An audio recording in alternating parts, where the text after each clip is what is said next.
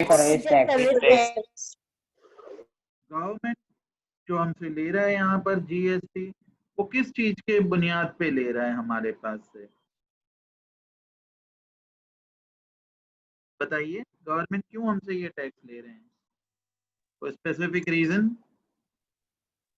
तो आप जिस कंट्री में रहते हो उस कंट्री में आप कोई भी गुड्स या सर्विस आप कंज्यूम करते हो, so you are liable to pay the tax to the government. Are you getting that? For using any goods or service. For example, you buy a mobile phone. तो जब आप mobile phone लेते हैं तो उसके अंदर में आपको देना पड़ता है क्या, जीएसटी देना पड़ता है ना, जीएसटी प्लस उसका जो हाँ प्रिंटेड प्राइस है, तो प्रिंटेड प्राइस प्लस जीएसटी ऐसा आपको देना पड़ता है। और प्रिंटेड प्राइस प्लस जीएसटी अगर हम मिला दें तो वो हमारा क्या बन जाएगा, मार्क प्राइस। ठीक है, उसके ऊपर लिखा होता है not more than this mark price, या कभी कभी इसी मार्क प्राइस को वो लोग मैक्सिमम प्राइस भी कहते हैं, मैक्सिमम रिटेल प्राइस। तो ये मार्क कर दिया गया उसके ऊपर कि भाई ये इसका मैक्सिमम रिटेल प्राइस है, इसके ऊपर नहीं बेच सकते। सो मार्क प्राइस को हम थोड़ा सा अलग कर देते हैं क्योंकि तुम्हारी बुक में मार्क प्राइस को इन्होंने प्रिंटेड प्राइस की तरह से इस्तेमाल किया है। तो जब दोनों मिल जाएगा तो मैक्सिमम रिटेल प्राइस आ जाएगा, उसमें आपका मोबाइल आपको मिलेगा। पर मोबाइल ले लिया तो आपको सिम कार्ड भी तो खरीदना पड़ेगा ना। अब सिम कार्ड में आपको गुड्स मिल रहा है या सर्विस मिल रहा है, ये बताओ मेरे को। सर्विस। तो देखो ये गुड्स में आपने ये खरीद लिया, अब सिम कार्ड है वो आपका ऑपरेटर है, ऑपरेटर जो आपको नेटवर्क दे रहा है। सो ये नेटवर्क जो आप यूज कर रहे हो, this is a type of what, it's a type of service that they are right. So service पे भी गवर्नमेंट हमसे जीएसटी लेंगे। सो जीएसटी प्लस चार्ज, जो भी उनका चार्ज है वो ले लेगी गवर्नमेंट आपसे, जीएसटी ले लेगी। सो ये आपका बन जाएगा, इस पे भी एमआरपी आ जाएगा कि भाई इस सर्विस का इससे ज्यादा चार्ज नहीं ले सकते, बट सर्विसेज के चार्ज काफी वेरी करते हैं यहाँ से वहाँ। तो ये चीज आपको समझ में आना चाहिए कि जो भी गुड्स आप परचेज करोगे या जो भी सर्विस आप कंज्यूम करोगे उसके ऊपर आपको गवर्नमेंट को एक इनडायरेक्ट टैक्स देना है which is called GST. Yes, So on the following things, the GST is not submerged, means you won't be charging it. तो ड्यूटी वो एक तरह का टैक्स है तो दोबारा नहीं लेंगे, रोड टैक्स पे नहीं लगेगा, स्टैम्प ड्यूटी पे नहीं, प्रॉपर्टी टैक्स पे नहीं, टोल टैक्स पे नहीं, एंटरटेनमेंट टैक्स पे नहीं, इलेक्ट्रिसिटी ड्यूटी पे नहीं, लीकर पे जो एक्साइज ड्यूटी लगती है उस पे नहीं, और टैक्सेस जो ड्यूटीज पेट्रोलियम और वो प्रोडक्ट पे होते हैं उन पे जीएसटी नहीं। उनके जो टैक्सेस होते हैं वो गवर्नमेंट अलग से चार्ज करती है और वो चार्जेस थोड़े high. So here we can see GST is added on the printed price of the article and therefore it is known as value added tax। और हमने ये भी देखा कि अलग अलग चीजों पे अलग अलग टैक्स होता है, सो इसीलिए इसको हम वैल्यू एडेड टैक्स भी कहते हैं, पैट, क्योंकि ये अलग अलग चीजों की वैल्यू पे नक्की होता है कि ये लाइफ के लिए कितना इंपॉर्टेंट सर्विस और गुड्स है, और ये अगर लग्जरी वाला गुड है, ये नेसेसरी गुड नहीं है। लेता हूँ। So now we'll see who can collect GST। तो GST जो है आपका कभी भी गवर्नमेंट आपके पास कलेक्ट करने नहीं आती है, इसीलिए तो हम जानते हैं कि जीएसटी इनडायरेक्ट टैक्स है। ये कोई और बंदा कलेक्ट करेगा गवर्नमेंट के नाम पे और गवर्नमेंट को भेज देगा। तो ये बंदा कौन हो सकता है, ये कोई भी हो सकता है, आप हो सकते हो, मैं हो सकता हूँ, कोई भी कंपनी हो सकती है, पर्सन हो सकता है या ऑर्गेनाइजेशन हो सकता है, पर कौन, जिसका टर्नओवर 20 लाख से ज्यादा का है। टर्नओवर का क्या मतलब होता है, लेन देन। धारो के आ मारी मोबाइल शॉप है, this is my mobile shop and I buy mobile phones worth rupees 19 lakh in any like fiscal year and then I sell it। तो 19 लाख का मैंने लिया और उसको मैंने 21 लाख में बेच दिया। So will I be charged for GST or I will not be charged for GST? Charge for GST। क्योंकि मेरा टर्नओवर देखो, बेचने वाला भाव 20 लाख के ऊपर चला गया है मेरा टर्नओवर, समझ आ गया आपको? तो I have to cell.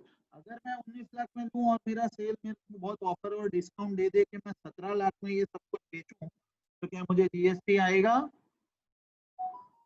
No sir. No sir. No ये सर। आपको समझने वाली बात है कि 20 लाख से ऊपर, पर जीएसटी कोई भी ऐसे ही जाके कलेक्ट नहीं कर सकता, उससे पहले उसे गवर्नमेंट से जीएसटी का सर्टिफिकेट लेना पड़ेगा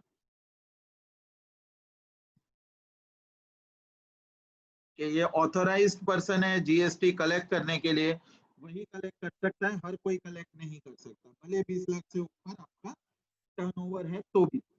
और कुछ स्टेट्स में, जैसे आप यहाँ देख सकते हैं, हमने यहाँ पे क्या पढ़ा, अरुणाचल प्रदेश, आसाम, नागालैंड, और ये सारी जगहें जो हैं, यहाँ पे अगर आपका टर्नओवर 10 लाख से भी ज्यादा जाता है तो भी आपको जीएसटी पे करना रहेगा। बोलो समझ आ गया? अब हम Yes, sir. कंसेप्ट समझ रहे हैं। देखो, Yes. इनपुट जीएसटी, इनपुट क्या होता है? इनपुट मतलब जब मैं अपनी दुकान में, सो हियर आई एम, मैं इस मोबाइल शॉप का ओनर हूं और आप सब भी इसके ओनर हो, ठीक है? तो अब हम लोग कौन बन गए? इस मोबाइल शॉप के ओनर हैं हम लोग। तो हम मोबाइल शॉप के ओनर हैं, तो हम क्या खरीदेंगे इस शॉप में? मोबाइल। तो ये है मोबाइल। वेयर हाउस या गोडाउन, होलसेल वाला है, ये हमें एक मोबाइल यहाँ से यहाँ बेच देता है कि सर आपको मोबाइल चाहिए था, मैंने बोला यस यस मेरे को चाहिए, मेरे पास कस्टमर है, वो मेरे से एक अच्छा ये वाला मोबाइल मांग रहा है, तुम भेज दो। वो बोले ठीक है, ये आपका मोबाइल आ गया सर। मैं बोला कौन सा है? तो बोले सर ये तो सैमसंग का नया है ना, आईफोन 11 प्रो। फोल्ड, ठीक है, तो ये वो वाला है। मैंने बोला अच्छा, ये कितने का है मोबाइल? तो वो बोलता है ये है 1 लाख रुपीज का। मैंने बोला वाह बहुत अच्छा है, भेज दो तुम। तो उसने मेरे को भेज दिया। अब वो बोलेगा कि सर इसके ऊपर आपको 18% जीएसटी भी देना है, तो मैं उसको कितने रुपीस पे करूंगा? कोई बता सकता है मुझे? How much should I pay him? Is charging मी 18%, तो मैं इस मोबाइल के लिए उस दुकानदार को दे रहा हूँ 18,000 रुपए। तो ये 18,000 जो है ये मेरा इनपुट टैक्स है, इनपुट जीएसटी। मैंने जब ये अपने दुकान में भरा माल, तो 18,000 रुपए मैंने इनपुट, पर मैं गवर्नमेंट को नहीं देने गया, मैंने तो होलसेलर को दे दिया, वो गवर्नमेंट को भर देगा, ये मुझे पता है। अब आउटपुट जीएसटी क्या होगा? ठीक है, सो कौन बताएगा what is output GST? Now आया है मेरे पास, he wants to buy this mobile. मैंने बोला भाई ये मोबाइल जो है इसकी कीमत है आपकी 1 लाख, कितनी बताई मैंने? हाँ 10,000, और प्लस आपको इसमें एक जीएसटी भी पे करना रहेगा जो 18% है गवर्नमेंट का। So how much should Moksha pay to me to get this mobile from my shop? As you can see here, for how much price? Total 1,29,800, in which 1,10,000 is the price of the mobile and 19,800 is the tax that I have collected. Now look into this, ये scenario देखो। अब मैं ये हूँ, I am the owner, और तुम सब भी मेरी तरह ओनर ही हो इस शॉप के। तो तुमने जब ये मोबाइल बेचा तो तुम्हारे पास टैक्स कितना आया? कस्टमर तुम्हें कितना रुपए देकर गया भाई? 19,800। 800। पर तुमने इसमें से कितना इस होलसेलर वाले को पहले दे दिया था? 18,000। तो तुमने बेचा नहीं, 18,000। उसके पहले ही 18,000 उसको दे दिया है। समझ आ रहा है तुमको? तो आपके पास अब बचा कितना देने के लिए गवर्नमेंट को? 1,800। 1,800। सो 1,800 जो आपका बचा है, जो गवर्नमेंट को देना है, that is called output GST. So हमने जो वैल्यू ऐड किया है इसके ऊपर देखो, मतलब बहुत सिंपल है। 1 लाख का मोबाइल मैंने 1,10,000 में बेचा, तो मैंने कितना कमाया? 10,000 कमाया ना। तो 10,000 के ऊपर 18% लगा दो, कितना होगा? सो वैल्यू इंक्रीज हमने कितना का किया? 1800। उस पे जीएसटी 1800 लगेगा हमारा। सो अब 1800 will become my output GST. Input GST was 18,000. Can you all see that? The input GST was 18,000 and output is 15,000. 1,800. Sorry, 1,800. That's right. 1,800. तो ये हो गया कंसेप्ट आपका इनपुट और आउटपुट प्रॉफिट रखा 1,10,000 पे बेचने की बात हो गई। अब इसके बीच में देखो गवर्नमेंट कहीं भी नहीं थी, but now will involve the government as well. तो गवर्नमेंट बोलती है जीएसटी इज 18%, कम ऑन पे मी द जीएसटी। हमने बोला कितना, तो बोले 18,000 दे दो। मतलब मैंने देखो अगर इन शॉर्ट देखूं तो मैंने ये मोबाइल इससे खरीदा है 1,18,000 में। आपको ये समझ में आया? Yes, sir. Yes, अब अगर sir. मैं इसको 1,10,000 में बेच दूंगा तो एम आई डूइंग प्रॉफिट और लॉस? Loss. Loss. Loss. हाँ, तो मैं उसको बोलूंगा अब भाई आपको जीएसटी भी देना है। So how much GST will I charge from him? 19,800। 19,800. हाँ, वो 18% ही हो गया, तो ये हमने ले लिया। तो अब देखो ये मेरा सीपी था, दिस वाज माय सीपी, इतने में मैंने खरीदा था। अब बेचने का जब बार आया तो मैंने बेचा कितने में इसको? 1,29,800 में। सो तब मुझे प्रॉफिट हो रहा है, वरना तो मेरा लॉस ही हो जाता। पर अब ये मेरा टोटल प्रॉफिट नहीं है, बहुत अच्छे से समझो इसको। तुमको क्या लगता है प्रॉफिट कितना हुआ मेरा? कोई बताएगा? What is my profit? 10,000. हाँ, प्रॉफिट 10,000 है, मगर अगर मैं ये वाला हिसाब देखूं 1,29,000 और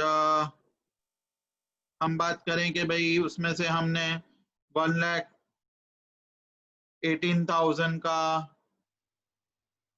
मोबाइल माइनस कर दिया, तो कोई भी देखकर बोलेगा सर आपको 11,800 रुपए का फायदा हुआ है, isn't it? But that is Yes, sir. wrong. Why? Because we have to pay tax. इसीलिए हमें ये कंसेप्ट समझना है, इनपुट एंड आउटपुट। तो इनपुट मतलब मैंने 18,000 दिया था, वो गवर्नमेंट को जाना चाहिए, कौन भरेगा? होलसेलर भर देगा। और मैंने ये व्यक्ति से कितना कंट्रोल कलेक्ट कर लिया है? 19,800। 800. हाँ, पर ये मेरा पैसा है या गवर्नमेंट का पैसा है? 19,800 गवर्नमेंट का. गवर्नमेंट। पर गवर्नमेंट को तो मैं पहले ही, जिस दिन मैंने मोबाइल खरीदा ना, उसी दिन 18,000 भर दिए थे। तो अब मेरे को 1,800 ही भरने का बाकी है, ये मैं गवर्नमेंट को। तो ये हो गया आउटपुट टैक्स। बोलो यहाँ तक का कंसेप्ट आज हम समझेंगे, सबको समझ आए? If I am there in Ahmedabad and I am selling my mobile to a person in, let's say Gandhidham, I can definitely do that. I know this. But suppose if from Ahmedabad I want to sell this mobile to a person sitting in Jaipur, can I do this or I Yes, cannot? Sir. Gujarat की चीज को गुजरात के अंदर ही बेचा है, तो this is called interstate transaction.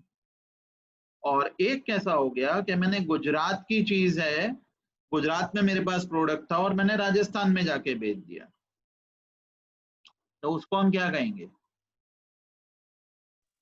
Intrastate. Intrastate transaction. Intrastate, एक state से दूसरे स्टेट में मैंने बेचा। अब सबसे इम्पोर्टेंट चीज जो जीएसटी में आप लोगों को मैंने स्टार्टिंग में नहीं बताई, और वो अभी आपको बहुत अच्छे से समझना है, ये है सबसे बड़ा झोल जीएसटी के अंदर, जो तुम्हारे समझ में आ जाना चाहिए। ठीक है, जीएसटी का जो सप्लाई होता है वो बहुत जबरदस्त तरीके से होता है। दो जने इसमें पार्ट लेने वाले हैं, हमने पहले ही बात की थी, एक लेगी हमारी स्टेट गवर्नमेंट और एक लेगी हमारी यूनियन गवर्नमेंट, सेंट्रल गवर्नमेंट। तो एक टैक्स का पार्ट हमारा सीजीएसटी में जाएगा और एक पार्ट हमारा एसजीएसटी में जाएगा। बोलो ये चीज समझ में आ गया? Yes, sir. Yes, sir. Central GST and this one is called state GST। एक हमारी स्टेट गवर्नमेंट टैक्स लेगी, एक हमारी सेंट्रल गवर्नमेंट टैक्स लेगी। अब अगर सपोज वो मोबाइल पे मैंने 18,000 रुपए टैक्स देना था, तो 18,000 को मुझे बाइफरकेट करना पड़ेगा।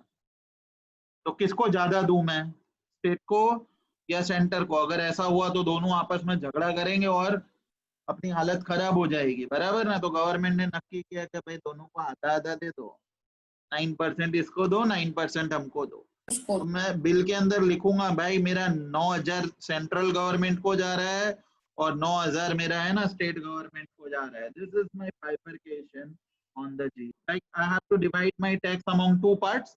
So this is working good when I am doing an interstate transaction.